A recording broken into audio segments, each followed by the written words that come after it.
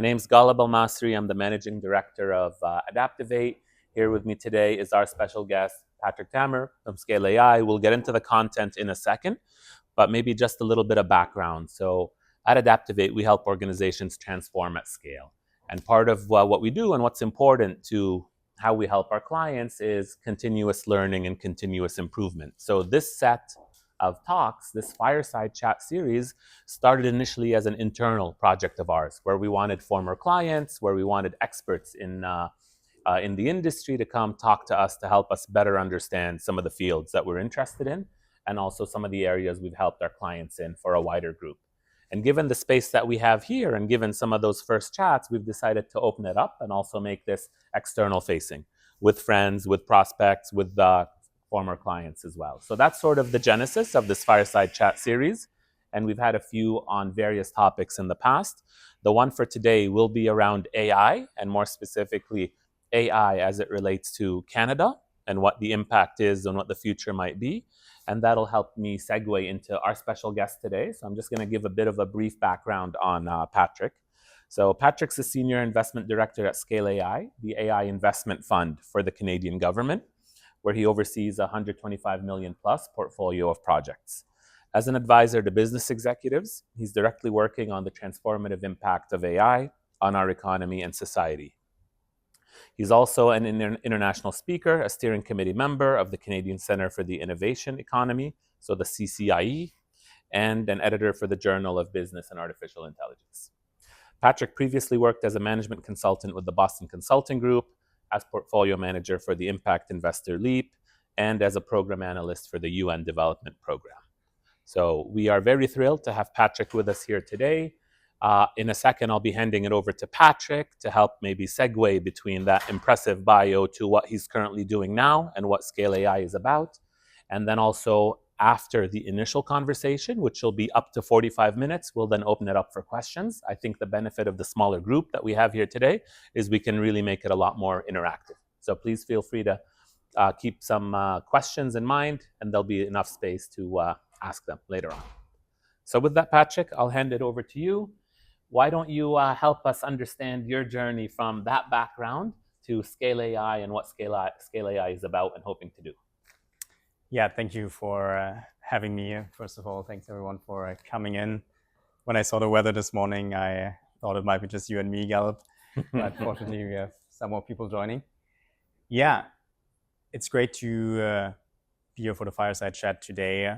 I'm happy to start off by giving a bit more background. What is SCALE AI? What do we do? And I'll try to connect that to my personal journey. As you said, I initially worked as a management consultant before I joined SCALE AI in 2020, so about 5 years ago. And SCALE AI as an organization really evolved as part of the national AI strategy that Canada came up with in 2017. Canada was actually one of the first countries to set up a national strategy. Since then, a lot more countries have followed that approach. And at the beginning in 2017, that initial strategy was very much focused on the R&D side. So if you are a bit familiar with the space, we in Canada actually have a very strong legacy of groundbreaking AI research. Geoffrey Hinton is one good example, who recently got the Nobel Prize. He is a long-standing professor at U of T, has done great research work here on neural networks and deep learning, and also founding member of the Vector Institute in Toronto. So the initial AI strategy was really how can we bring global top research talent to Canada to make sure we prolong and expand on that foundation we have in R&D. Then a little later, that strategy evolved to also focus on how can we bring AI from the lab into the field. So how can we make sure that Canadian industry benefits from that research that we have? That was the moment when SCALE AI was established in 2018, 2019 as one of the 5 Canadian innovation clusters. And our mandate is really to help Canadian industry to leverage and adopt AI. So kind of that phase after R&D, how can we make sure we bring AI from the lab into the field? help Canadian companies to become more productive and use AI for the benefit of the Canadian economy. So I started in 2020 with Scale when the organization was very young. We're just a few people. We've grown quite a bit since then. Initially, the focus was a lot on intelligent supply chains in Canada and how we can use AI to make supply chains more efficient. But since then, we have expanded into different industries, into different use cases, working with companies across sizes and sectors, which we can go into more detail, but I'll leave it here for the context. Yeah, thanks for that context and setup. So maybe, Patrick, before we get into case studies and some specifics there, including supply chain, maybe if we take a step back, given what the mandate is, excuse me, and what the goal is in terms of taking the research lead Canada has and look to then gain the benefits and capture the opportunity in terms of the applied effects and impact to Canadian economy. How specifically do you work with business leaders? How do you go about that process? And how are you looking to help them de-risk that AI investment or AI project? Yeah. So just taking one step back, on the R&D side, as I mentioned, Canada is performing really well. I think we don't get enough credit, I think, for what we have contributed to AI internationally. We're not usually on the front page when it comes to, if you look at the AI summit in Paris, Canada, I think, wasn't, again, on the front page, but you should spread the word that Canada has, again, contributed a lot when it comes to AI on the R&D side. The problem that we have or that we see for AI in Canada is really two things. We see a growing number of AI startups, Toronto, Waterloo as a corridor, as well as Montreal, becoming strong AI startup ecosystems, but we're struggling to really scale AI startups to a global reach, to get them to a scale where, they really they reach a global level. A lot of them either move to the US at some point or get acquired by US companies. And the second challenge that we face is if we look at our main industry drivers, so manufacturing, logistics, natural resources, the adoption of AI is still lower compared to peer countries in the OECD. So if we look at the US, if we look at the UK, Israel as well, they are doing really well in terms of industry adoption. Canada has improved for sure, but overall that's still a big challenge. And the interesting thing is, if you think about it, those two pieces are quite interlinked. If we want to have more Canadian startups scale here in Canada, we need strong industry demand, right? We need companies who are willing to work with Canadian upcoming AI companies here in Canada to create demand, to keep their talent here. That's essential. And then it also goes the other way around. For those industry companies to really succeed, we need to have a strong supply of Canadian AI providers and companies. So we really see those problems or challenges as interlinked. And that goes into how do we work. We really try to tackle both of these sides of the supply side and the demand side, basically. The way how we do that, we have a team of, I would say, a mix of technical and business resources that kind of work as consultants and advisors with industry companies. So if you think about, we have companies that are working in the manufacturing space. We have companies across all industries. Some of them are very early on in their AI journey. They want to understand how can they leverage AI to create benefits for their company. Others are a lot more mature and they're looking for specific partners to work with, whether that's a consulting company like ADAPTOVATE or like other more specialized AI product companies. So we try to bring those two together. And then we have funding available, mostly from the federal government, that we use to subsidize and de-risk those investments. And then we're also, as a last step, involved in the actual implementation of those projects to use our expertise to make those implementation projects as successful as possible and create tangible business impact. Yeah. No, thanks for that. That's really helpful there. And you mentioned a few industries there.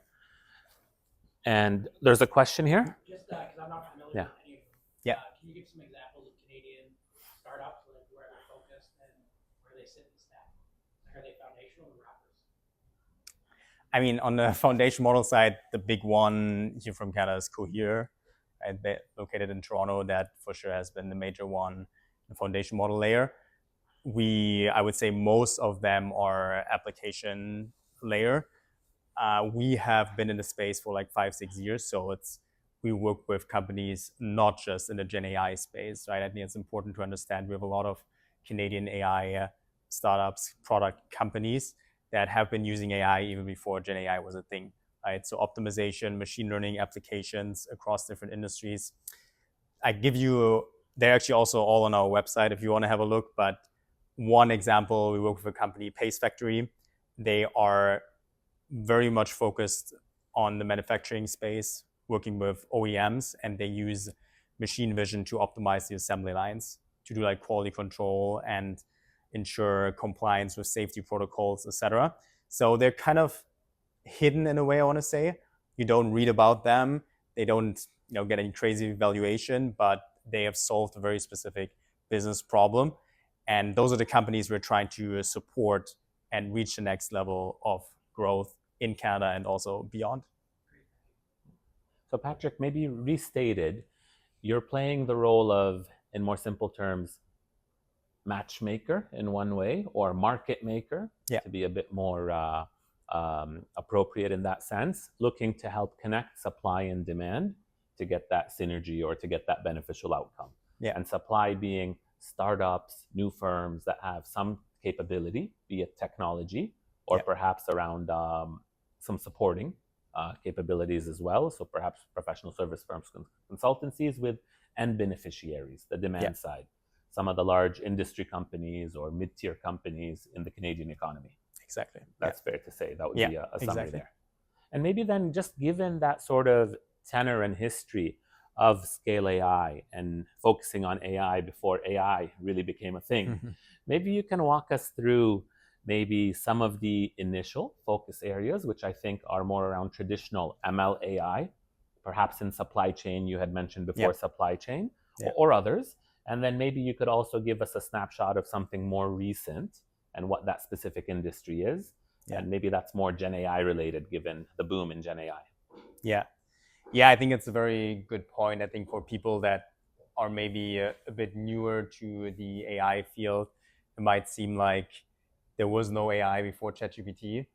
But again, the Canadian government has been very focused on AI as a technology for at least a decade, probably more. So even before Gen AI evolved primarily through ChatGPT, we started in 2018, 2019, and the first couple of years, a lot of the companies and products that we work with are what we would now call traditional AI. Back then it was not called traditional, it was still the latest and hottest.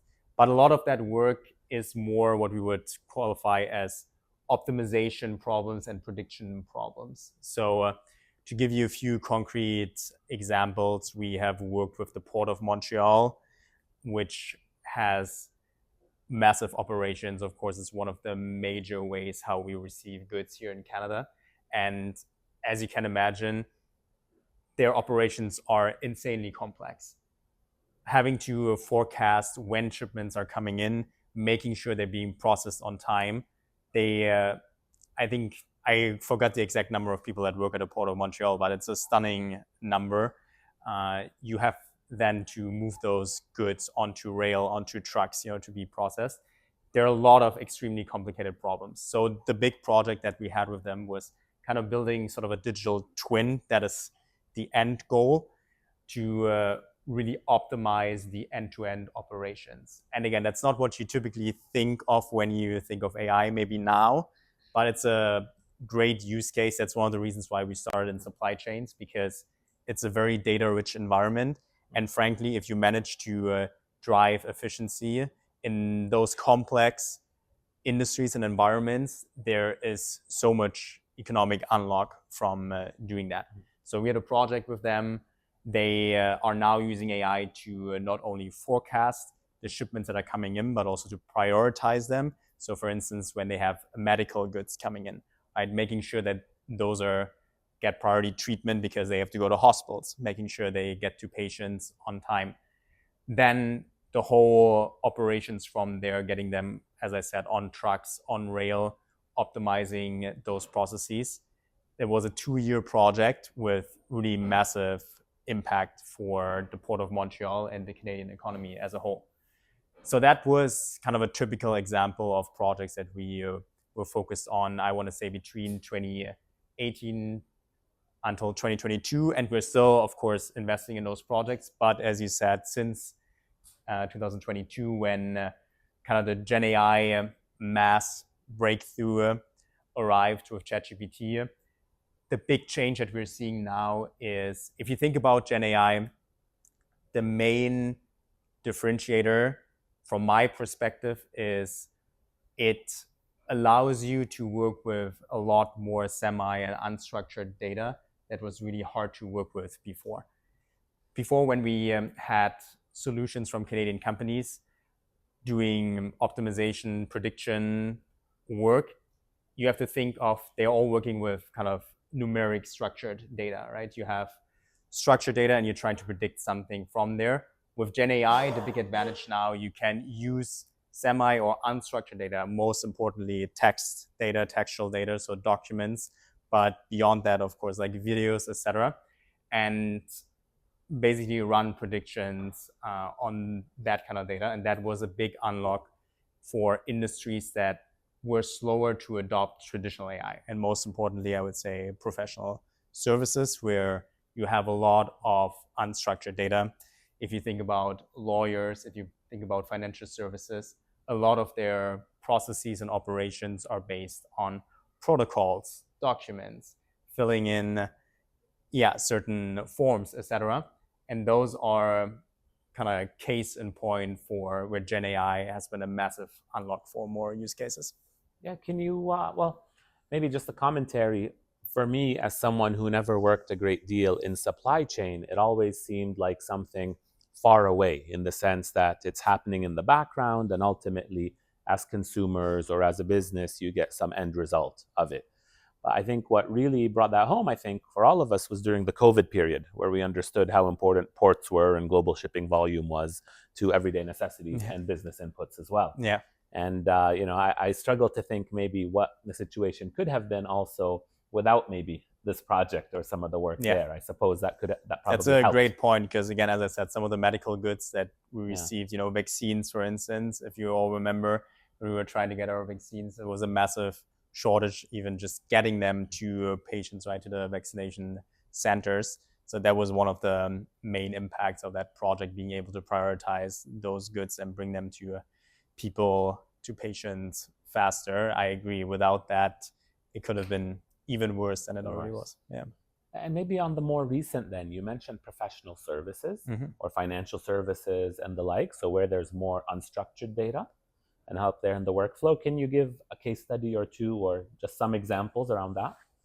Yeah, so we're actually going to have a lot more that we'll publish very soon, because we recently had a call for projects dedicated to Gen AI related projects. I'll give you one quick example, but then I would also encourage you to follow us on LinkedIn and our website, because we are actively trying to publish those case studies as they come in.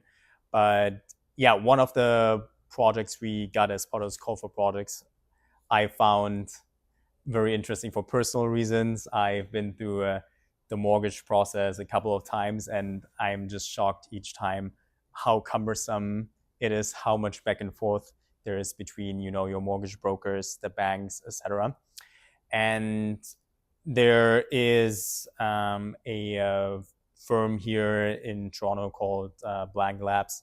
They're very much focused on working with brokerages to digitalize that process and then applying AI to it, so it becomes kind of a seamless journey for applicants to go through that end-to-end process. So if you think about everything from the initial interaction, understanding your needs, But then a major pain point is around getting your background documents, and then brokerages have to check whether all those documents are filled in correctly, those background documents are in the right format. Often they get vastly different formats, when you think about like bank account information, extracts, etc.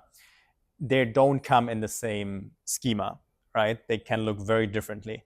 And so much back and forth just dealing with applicants to figure it out. That's a good example where using Gen AI to extract that data, comparing documents, even though they're in different formats, is just a big unlock. And they're really trying to build that platform together with brokerages to have an end-to-end solution. I tried some of that earlier with a different company that we're trying to do something similar. I think there's huge potential. So that's just one example. Yeah, no, really good. I know, there's several in the room here who come from different backgrounds in different industries, some in financial services, some in retail, some in a few others. So that's an interesting one there. I think similarly, a lot more will be published, like you said, and will come on the site. How does that happen if we maybe take a closer look? So did that come from a supply side perspective? Did it come from a demand side perspective? And what was your specific role? I think that's really the key ingredient, right? Or the secret sauce that we're trying to figure out. I wouldn't say we have solved it fully, but the big challenge, I think it has been around pretty much forever, is for new companies to get connected to adopters that are interested in their technologies. And then on the other side, you have industry companies who are, I would say, are eager to work with new providers and startups, but it's so hard for them to filter through the vast array of startups and companies and find the ones that are really relevant for them. So that is exactly where we try to come in and play that matchmaking role. So the way how we do it, at least, we try to, we have very close relationships with industry companies across industries. We do our initial advisory work that usually brings us to a point where we understand what are good use cases and problems that they're trying to solve this year, next year, what's in the roadmap. And then we try to build that database of Canadian AI companies to then be able to connect them when we see a fit, when there's a common challenge. That, I think, has worked very well so far. It's not an easy task. It's still, there's probably more, you can probably use AI or technology to make that more efficient. But right now, it's still very much a people business. Yeah. Part science, part art. Yeah, exactly. Yeah. And we have some CEOs in the room today, some business leaders. We have some consultants, professional services as well. How would they get on your radar or be able to make use of this capability? Yeah, I would say definitely reach out to us directly. You can find me on LinkedIn or you go through our website. Again, the way how the team is structured, we really try to be as close to industry and the startup ecosystem as possible. So typically, after getting in touch with us, you would have one of our team members working directly with you one-on-one. That would be your focal point or your touch point throughout your whole journey. Because companies, as I mentioned, right, can come to us at different stages. And our interactions might start with, we're trying to make connections for you, all the way through doing a project together to actual implementation. So it can be a long journey. Some of the companies we have worked with for several years. And again, for us, I think the best way to do this is to have one person that you work with from our team that can really support you throughout that journey. No, thanks for sharing that. And that might be more of, if you will, a reactive stance, in the sense that someone may approach you and then you can be able to connect it. Given the mandate of Scale AI, and this is just my hypothesis, so please correct me if I'm wrong, are you proactively also going out to do this market making, and are you targeting certain industries, perhaps in the ranking or in the order of the ones that most impact the Canadian economy, given the overall mandate to Right. apply that and lead to that impact and that productivity. How do you think about it? Yeah, so I think we did a lot more outbound marketing in the early years when honestly we had to make a name for ourselves, establish a brand. We weren't really known back then. This has kind of shifted now. I think we are well connected with a lot of the industry associations, a lot of the bigger industry companies and networks. So we get a lot more inbound, but what we still try to do is, first of all, every year in September, we have a big conference in Montreal that you might want to check out, Scale AI All In. So that's a very good conference to honestly, I would say, meet most of the Canadian AI ecosystem. Again, we try to bring research, we try to bring startups, we try to bring industry all together. The good thing about where the Canadian ecosystem is right now, it's growing a lot, but you can still get them into one conference pretty much. So we had 4,000 people last year, and that was probably 80-90% of the Canadian AI ecosystem being represented. So it's a very efficient way to bring people together. And then, yeah, we have call for projects. Important to say, like, we do have call for projects where focus on certain areas like Gen AI or certain industries. We had one for hospitals specifically. But apart from that, we are not limited to those call for projects. So we can work with you. We have a continuous intake. We really try to be as business friendly as possible and not try to impose any deadlines or anything for you. So you might see some of those call for projects on our website, but that doesn't mean that you shouldn't interact or work with us outside of those calls for projects. Maybe going a bit deeper then on the impact of AI to the Canadian economy. You just mentioned hospitals. Yeah. And in Canada, there's a public healthcare system. This is a large amount of the government spend. So presumably there, if there are some productivity gains or benefits to be had, it would have a material impact. Is your criteria or the way you work different in the public sector versus the private sector? And can you also maybe give some more details about that hospital project?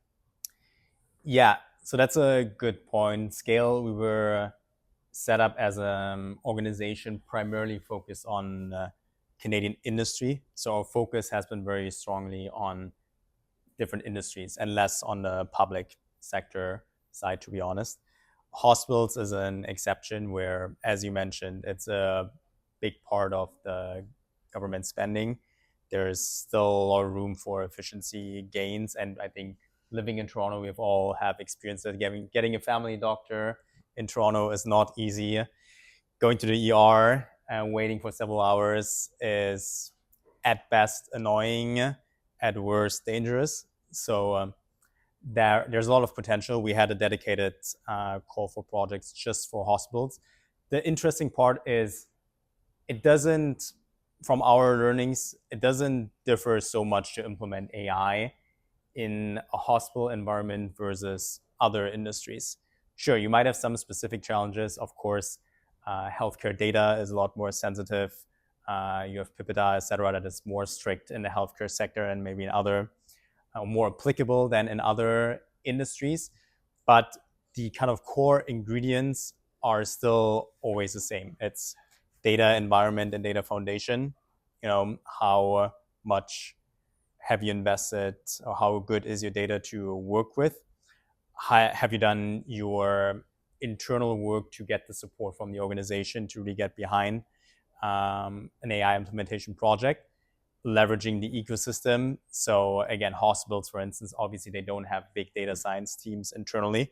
They now increasingly have like chief information officers, et cetera, which is great, but they don't have the horsepower internally to roll out various AI tools to make the operations better. So leveraging the ecosystem we have in Canada, that's another important ingredient. And then the last one is change management and adoption. We see it over and over again. It's not different to digital transformations, right? It's the same for AI transformations. That is a massive challenge and the key success factor. Yeah, wholeheartedly support you on that one. That is a key focus of ours, generally speaking. in terms of helping organizations adopt new ways of working, and really focusing on the adoption element, in the sense that an AI implementation or a digital implementation or technology implementation, once that platform is put in place, that's actually the beginning, not the end. And it's really ultimately the adoption of those using it and how they think about their work now and the new workflows and how they can use that platform that matters.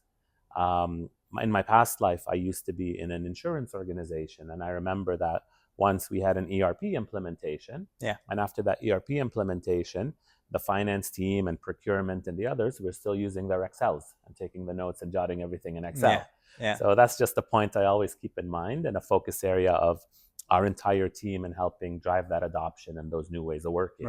How do you underwrite that from a project perspective or a collaboration perspective? How do you see that as part of your thesis or how you work with companies? Yeah, it's a very good point. I think there's been a lot of learnings for us over the years. I would say so apart from the pre-work that I alluded to, like understanding your foundation that is just required to make the implementation itself successful, when it comes to actually driving adoption and usage in the organization, I feel, from my perspective, what I've seen working best is really accountability. And what I mean by that is when we work with a company and they want to implement a certain AI tool to improve a workflow or solve a business problem, we ask them, even before we approve their project, to define what are the operational metrics that you expect to improve from this project. So define what is the business challenge that you're trying to solve, what are the workflows or processes that are being affected, what are the operational metrics that will be affected by this. And that framework, and then go and measure that from day one, and have one of your senior leadership team underwrite that, or being the one that holds the team accountable to that. That, I think, is the best way to do it. I give you an example. We had a project with a bigger CPG company. They were overhauling their whole demand forecasting and inventory optimization engine using AI. So it's almost similar to an ERP implementation product in terms of size, right? And what I've seen working well in that project was they had their global chief data officer. We worked with him to develop that framework to define what are the concrete operational metrics you want to improve. So obviously forecasting accuracy, stock out events, to a very granular level. And then he was basically the one accountable for that. And so the CEO would, after 6 months, after 12 months, would go to him and ask, okay, how you're doing, how is your organization doing based on those metrics that you have established? And that, of course, is the best incentive for the chief data officer to really make sure he puts the budget and the resources behind change management, behind hypercare, and continuous training, as you mentioned. Yeah, terrific. I've got another, I have a retail example or FMCG example I can share, but on your point around the drivers, the operational metrics, the accountability, and what may come, something we often will work with leaders and organizations and teams on is to be able to map what the outcomes are that they wish to see. So, what are the goals that you'd like to get, and what are the key results that tell you you've met those goals? There's other terms for this, so OKRs, objectives and key results, and others, but we try to focus it really on what are the elements of value ultimately. The fact that there's a platform there or another integration point there is not so much the value. It's ultimately, that metric, the operational metric that it comes to, and being able to measure it and have a measurement framework to see that progress along the way. Maybe switching gears a little bit, but just offering a different example in the retail space. One client of ours was a food manufacturer, and there they were looking to scale out and use AI to help scale out some of their manufacturing lines. And with some of the assessment that we had done with them, it turned out that one of the biggest factors was actually lack of sufficient senior level staffing or technicians. They were the ones who could really troubleshoot any issues with regards to the manufacturing line. manufacturing floor. Yeah. And we helped them develop a solution based on Gen AI, where there would be a bot or an interface that we fine-tuned based on their control logs, their data, and the rest of their procedures that would take the form of a senior technician. Right. And help provide the answers to the more intermediate or junior technicians on what the cause of the error was or the issues.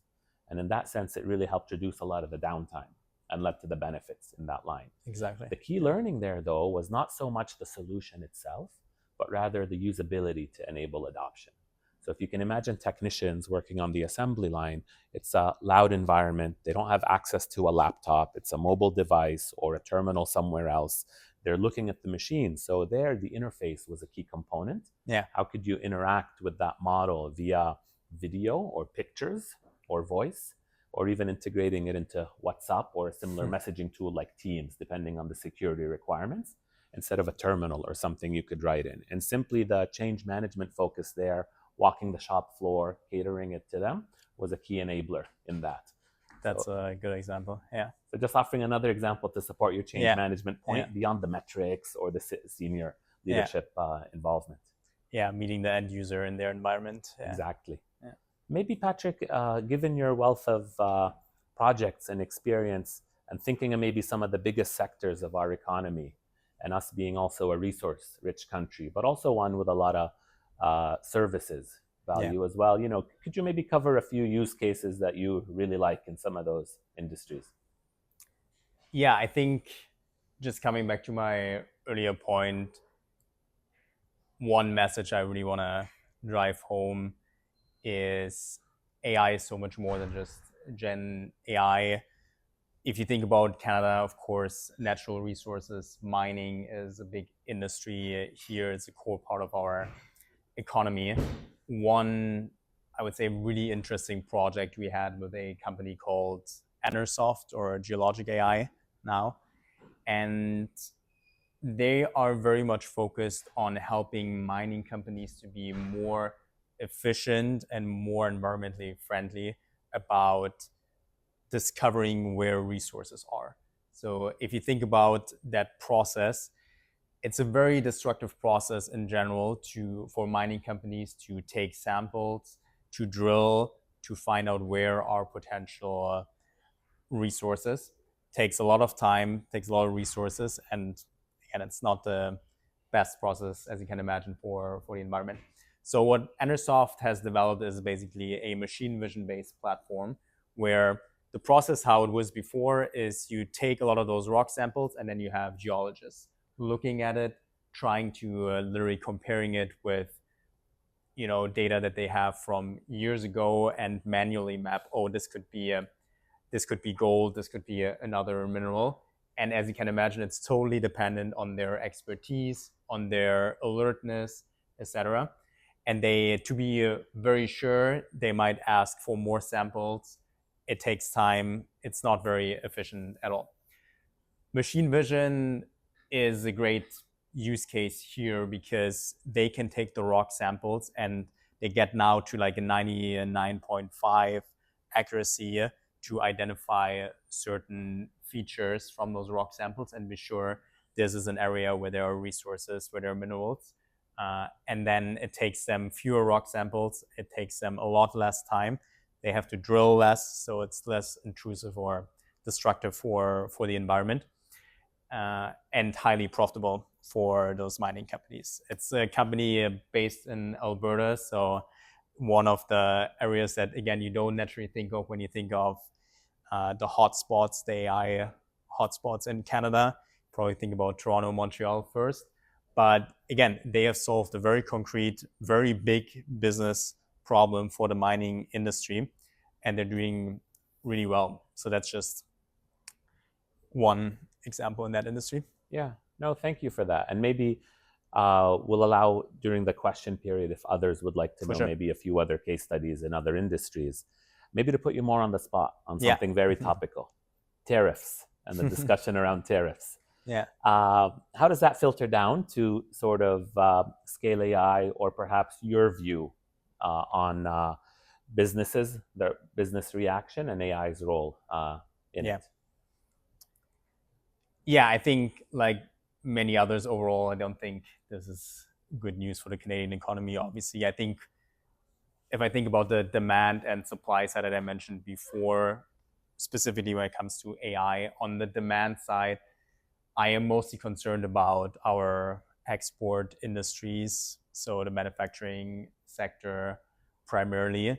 I do fear, and we're seeing some signs of that already, that companies are reviewing their budgets, looking for ways to save costs, maybe prepare for harder times. And naturally, innovation budgets are some of the first places where companies would make cuts because it doesn't directly affect their day-to-day operations. In the long run, it might be, I don't want to say a blessing in disguise, that would be too much, but it might be an opportunity for Canada to, yes, use AI, invest more in AI to become more cost competitive, more efficient. Because if you think about what tariffs will do is, in the first place, it will make Canadian goods more expensive compared to other goods. So one question, if we enter a phase where we'll see more tariffs globally, and unfortunately, I think that's a realistic scenario for if the US starts raising tariffs, other geographies might do the same. So we might enter a phase of higher trade barriers and tariffs in the future. So cost competitiveness will become even more important for Canadian exporters. And again, in theory, AI is well positioned to help with that, right? And using technology to drive down operational costs is possible. Companies just need to have the investment capital to do it, right? That will be the key question. That's why I think, again, mechanisms like SCALE, where we provide additional funding to de-risk those investments, will become even more important. I think this government has clearly realized that. I think the next government, whoever that will be, will certainly realize that as well. I think those mechanisms are important to support Canadian exporters as they go through this difficult time. Yeah. I think when you get a shock to the system like this that can affect demand and therefore revenue, once revenue drops, typically costs need to drop in lockstep to manage that. And a pattern I've seen, at least through a few shock scenarios, so be it the great financial crisis, which was protracted, or COVID, which was more of a shock, those companies that are able, beyond the initial cut, to then reinvest and build capabilities are the ones that come out, but perhaps not surprisingly, with a gain in market share when things do recover and have built in those scalable processes. I think the challenge usually is those perhaps who are on worse footing initially are also less able to invest and position themselves. So it's a bit of a vicious cycle, but those who are can really reap the rewards of it after that. I think you're totally right. I think we might see more of this bifurcation, amongst companies, the ones who have the means to drive innovation and efficiency gains through technology, and others that might, in the worst case, fall further behind. Yeah, true. Patrick, it's been a really good discussion. Thank you for sharing a lot of those insights. Maybe before we open it up to wider questioning, we'll end with a question that we ask all our speakers. So what's the best advice you've gotten professionally or personally? That's a good question. Honestly, I would say, if I think about my personal journey, adaptability has been a key lesson for me. I initially, when I started my career, I didn't really foresee ending up in the AI space. It would be a lie if I said that was always my plan. I started, as you mentioned, working for the United Nations and then for BCG and consulting. And then I think just over time, I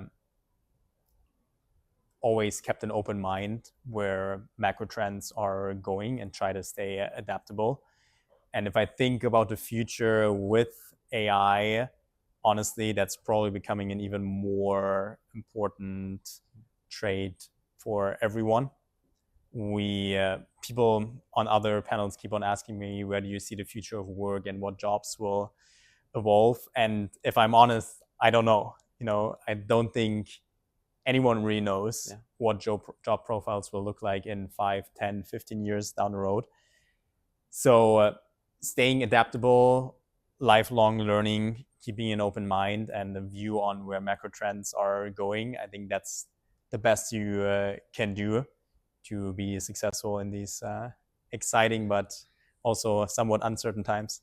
Well, when it comes to adaptability, we can't disagree. So thank you very much, Patrick. And if you'll all join me in a round of applause to thank Patrick. Thank you.